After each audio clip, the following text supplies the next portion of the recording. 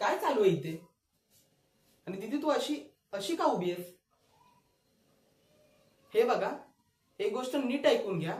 तुमच्या सर्वांना सांगतोय मी, ती माझी बहीण आहे आणि तिच्याशी बोलताना विचार करून बोला. हा चुकली असेल ती पण एक माणूसच आहे ना, आणि चुका माणसाकडूनच होतात ना. काकू, तुम्हाला आणि तुमच्या सर्वांना सांगतोय मी, तुमच्या कोणालाही आमच्याबद्दल बोलण्याचा अधिकार आम्ही तरी दिला नाहीये. मग जरा बोलताना ना विचार करून बोला.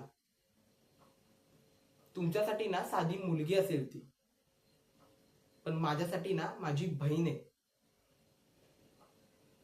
आणि लोकांचं काय हो, लोकांना कितीही जीव लावला ना तरी त्यांना जरा काही चुकीचं दिसलं की लगेच आले.